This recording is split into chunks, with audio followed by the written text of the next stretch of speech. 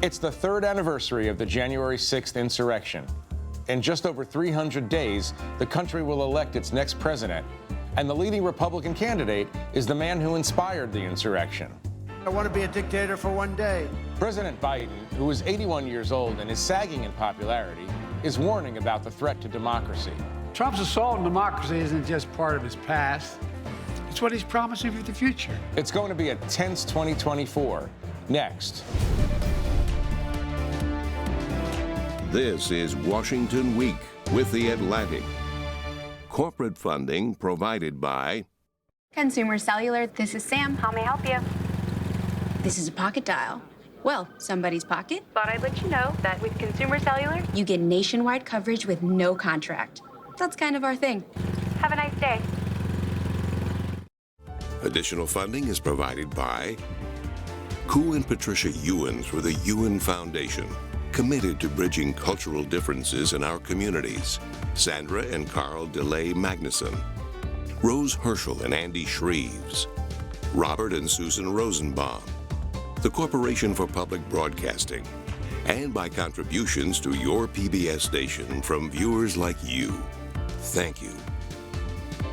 Once again from Washington, Editor-in-Chief of The Atlantic and moderator, Jeffrey Goldberg. Good evening and welcome to Washington Week and Happy New Year. It's not too late to say Happy New Year. So in my family, we have pretty regular calendar meetings, or I guess I should say that we aspire to have pretty regular calendar meetings. And when we actually have them, they're very, very useful. So that's what we're going to do tonight here with my other family, my Washington Week family, and we're going to do it live. We're going to look at some key events of 2024, all of them leading up to a hugely important and potentially cataclysmic date, November 5th, Election Day. So here to go over the calendar with me are Peter Baker, the chief White House correspondent for the New York Times. Laura Barrón-López is the White House correspondent for PBS NewsHour. Josh Dawsey is an investigations reporter at the Washington Post. And Jerusalem Demsas is my colleague and a staff writer at The Atlantic. Okay, so it's 2024. We made it. Yay. We're 2024. We're here. We're ready. So before we talk about some dates further down the road, I want to just bring up a date that's just come onto our political calendar, February 8th, which I think is the date that the Supreme Court is going to hear the Colorado case. I just want to hear quickly from the panel about the meaning of this and what could happen. Peter, why don't you just start us off? Yeah, so the Supreme Court's going to take this case on a relatively quick basis. February 8th will be the oral arguments before the court, and they expect to give a ruling relatively quickly. And the reason is because, of course, it matters whether or not Donald Trump is excluded or disqualified from the ballot as we have these primaries going on. In fact, by February 8th, we'll have already had a couple states give us their verdict on the Republican nomination. Right. So they need to decide this quickly because obviously it has bearing not just on Colorado, where they have taken him off the ballot because he, in their view, committed an insurrection in violation of the 14th Amendment. It actually could apply to many, many states, if not all states across the board. Right. Laura, what's going to happen? With the Supreme Court case? Yeah. Look, I think it's anyone's guess, but I will say that I know conventional wisdom is that maybe the Supreme Court will rule in favor of Trump, that they don't want to get involved in this messy political issue and take him off of the ballot. Though, if you talk to very conservative jurists like J. Michael Luttig, they say that if the Supreme Court justices read the very specific text and are actually originalists and textualists, as many of them claim to be, of the Constitution, then there's only one way to interpret it, and the way to interpret it is that Donald Trump is disqualified. Right. Josh, what would it mean for Trump if he actually is thrown off the ballot in Colorado? Well, Colorado, it probably would mean a lot, actually, right, because he's not really looking to Colorado. He's not looking to Maine, but it could set a precedent for other states to do things that matter, right? The actual electoral map for him is pretty thin, and the 270 votes that he needs to get are, only in a number of states that I'm not sure would kick him off the ballot. Maybe they would, but I'm not sure they would. But they could set a precedent for other states to maybe take further action. Right. And Jerusalem, what would it mean for national unity or this fracturing that we're worried about if the Supreme Court actually intervened and said, no, this our reading of the Constitution says that Colorado can do that?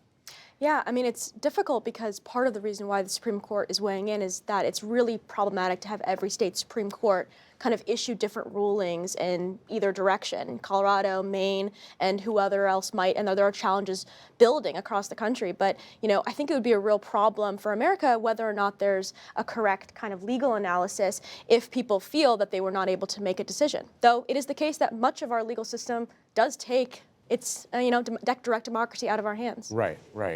We'll come back to Colorado in a minute, but I want to go to some of the broader issues that we're dealing with, and I've asked all four of you to pick for yourselves a date that has some import on the calendar this year. And Laura, let me start with you because I know you picked a date that's we're at the date essentially, January 6th.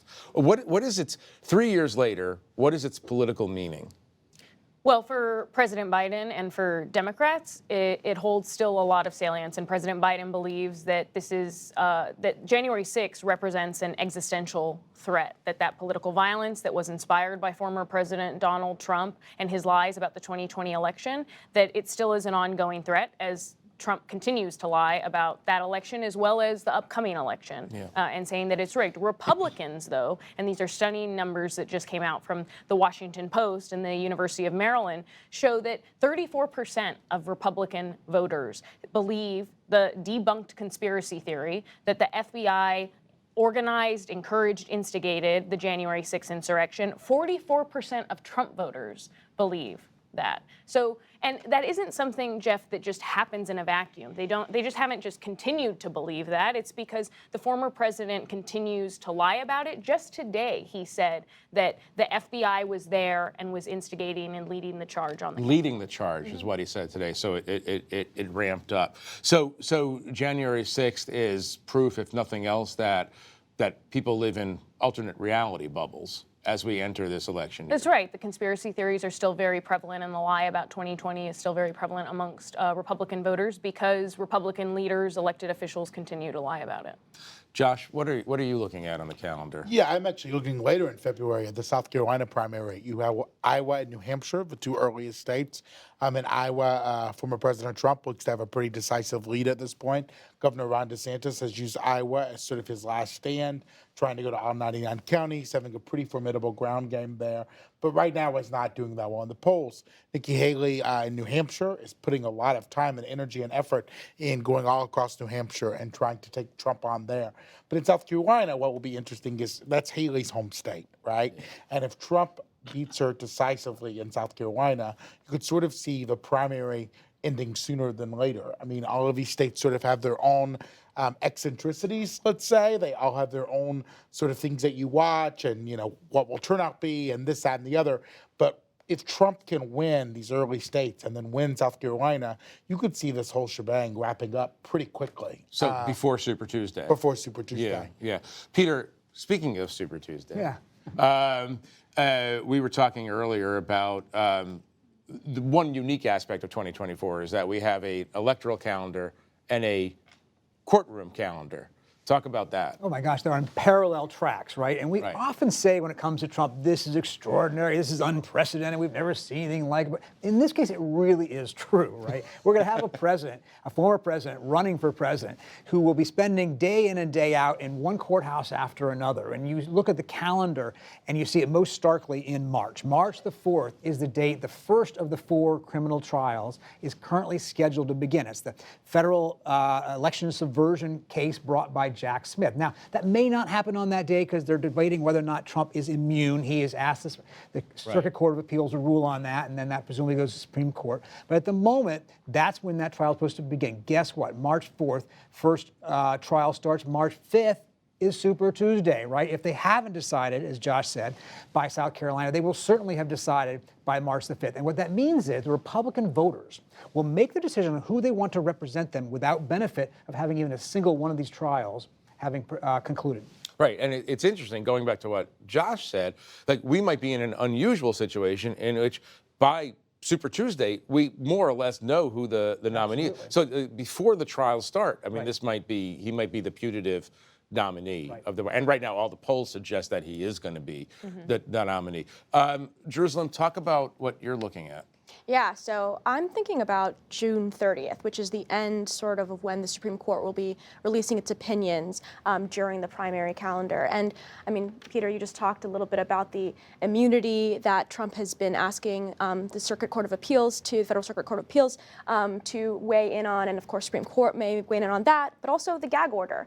He has been trying to get the Supreme Court to lift that from him. But there's also a bunch of other rulings that I think will have a pretty big effect on the election. Of course, when we're talking about what just happened today, the Supreme Court has decided it will be ruling on whether or not hospitals, emergency rooms, have to perform abortions if women's lives are at risk. Abortion, of course, is a huge issue for both Democrats but also Republicans this year.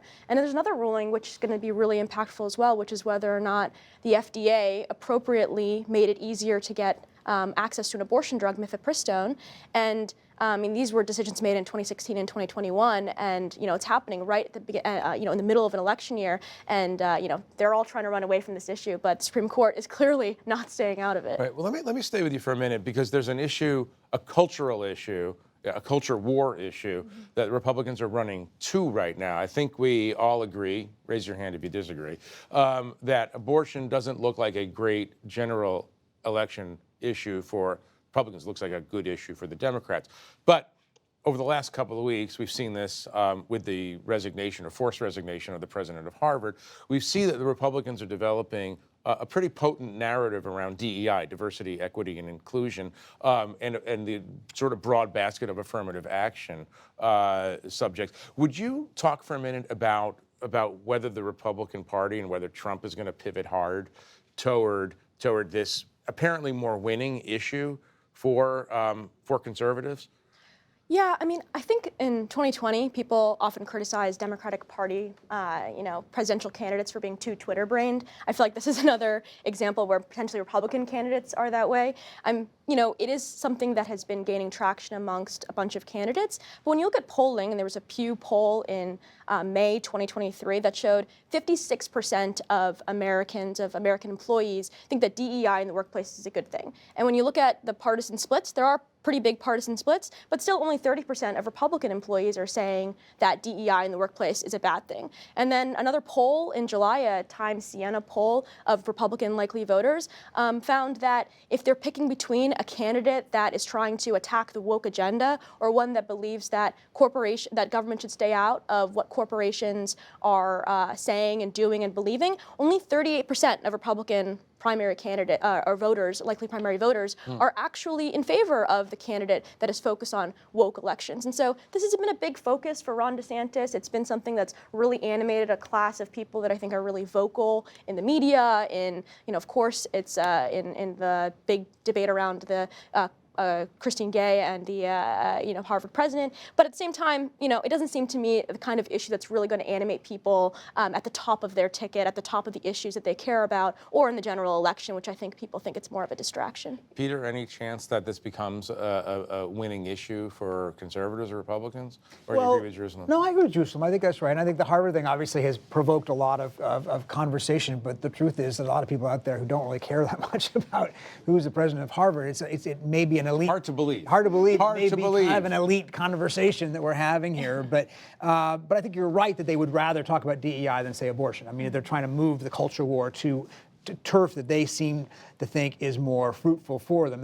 But DeSantis's failure so far to get much traction in the Republican primaries isn't going to encourage them to do that because he was sort of the avatar of that. Yeah, Laura, let me ask the flip side of that, which is how bad is the abortion issue for Republicans? It's very bad because of the fact that, look, not just polls, more abortion access is popular when you poll it, but also the elections themselves. So we saw that in the 2022 midterms. I mean, the whole reason that Democrats didn't lose the Senate and didn't lose massive margins in the House, as was expected. It was expected to be a huge takeover of the House for Republicans, and it was actually a slim marginal takeover. The reason that happened was because of abortion. And so Biden's campaign, Democrats up and down the ballot believe that abortion could be a really good issue for them, especially if they're able to get it on state ballots. Like Arizona could very well have an abortion access question on the ballot this year. And if it does,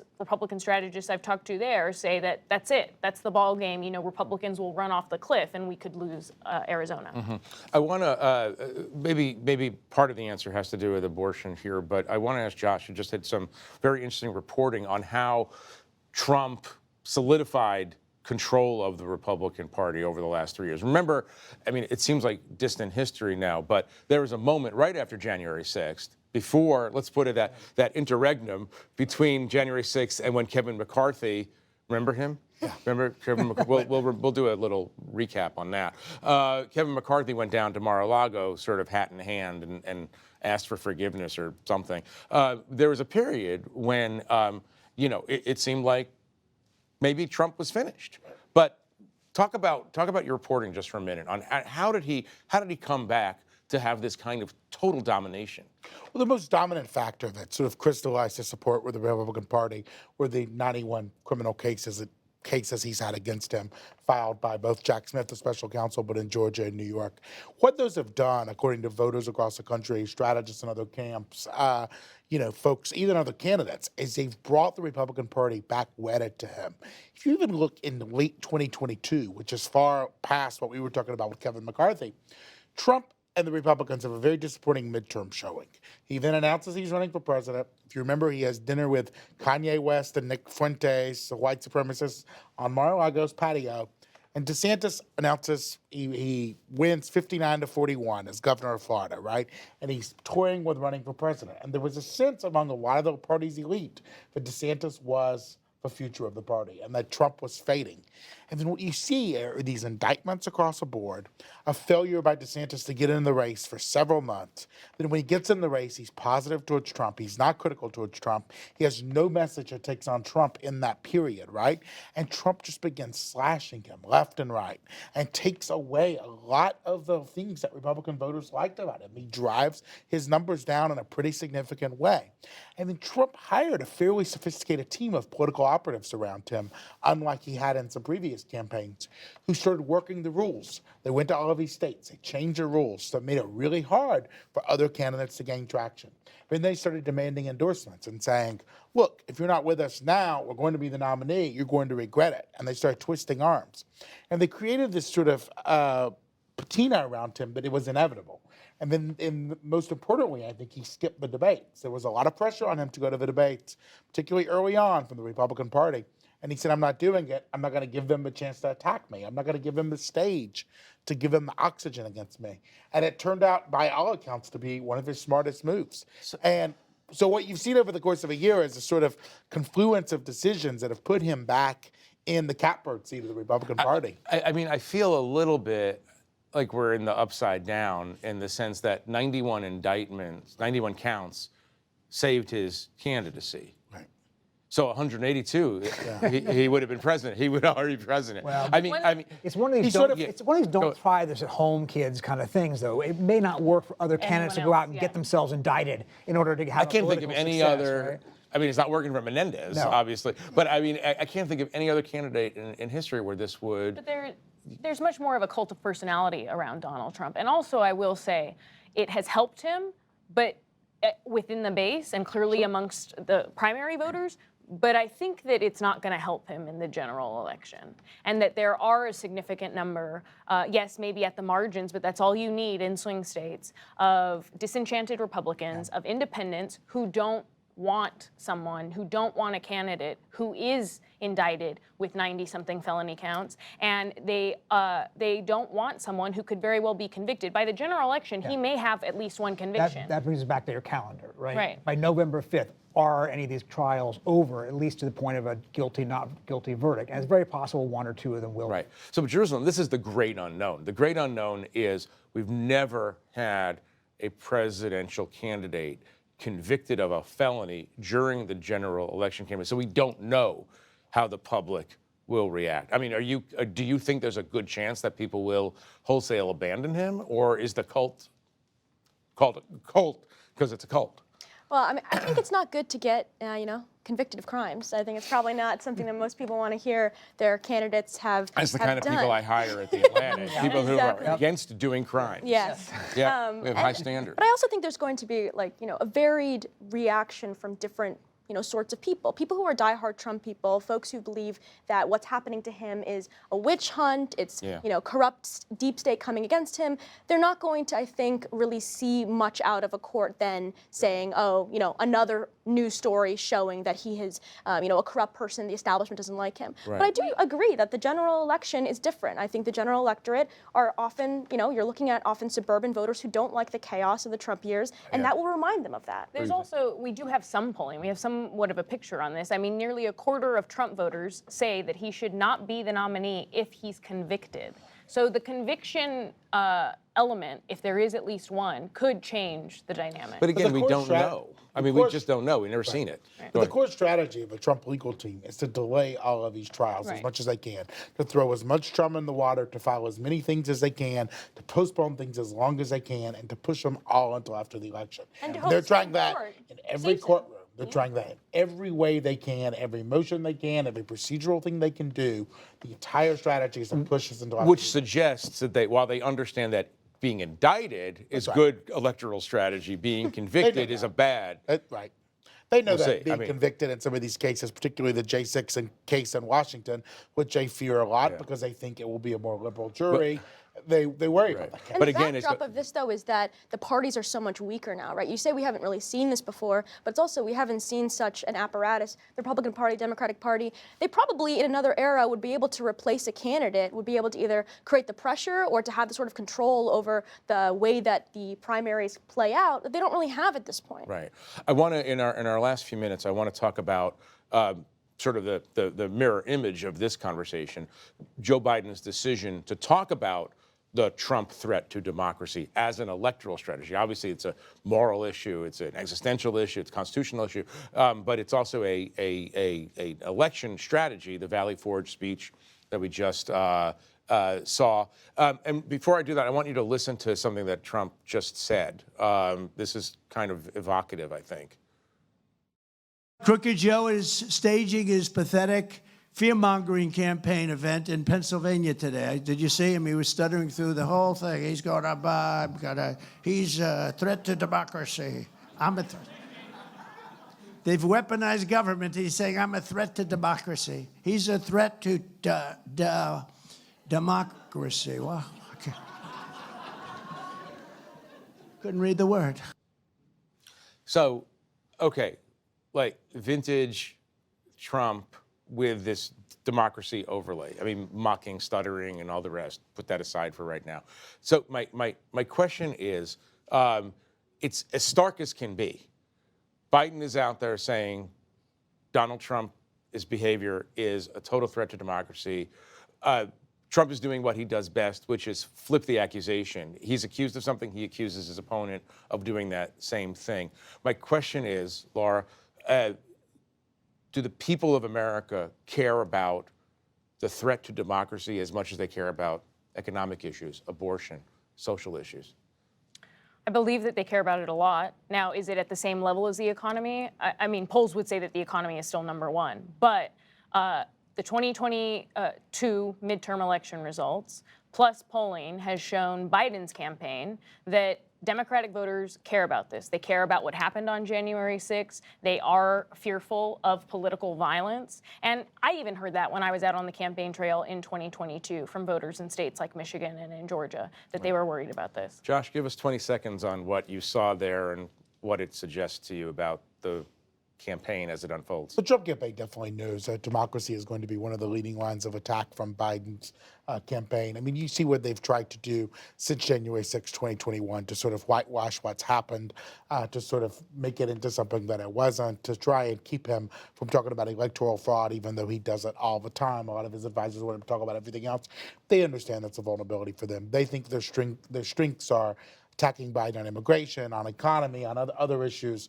But that is fundamentally, and they know that, a weakness of their campaign, that they have to deal with the fallout of all of this. Peter, have you ever seen a campaign that's stark in the sense that the two candidates are ready to argue about the nature of democracy itself? No, because it's about the fundamental nature of America at this point, right? It's not about, okay, who has a tax plan is better than the other guy's tax plan or a health care plan. This is about something, whether you believe in the system as it has existed or whether you're trying to blow it up.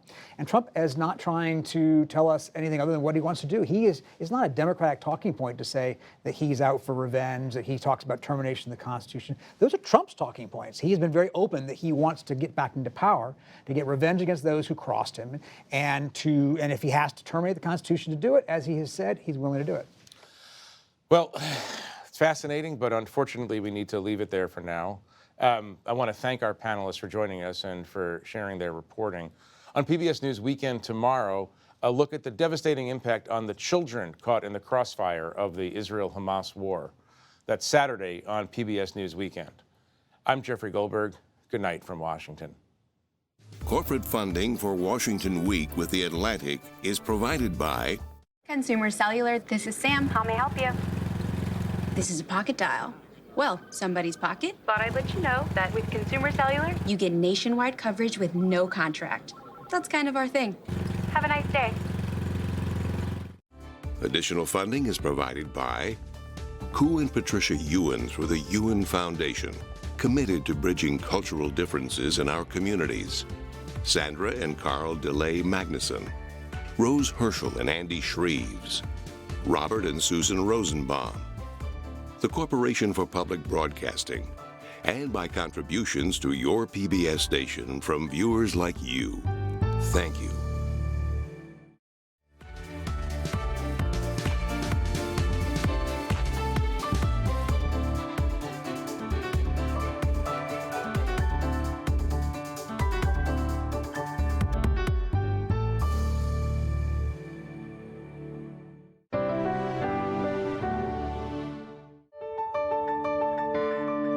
You're watching PBS.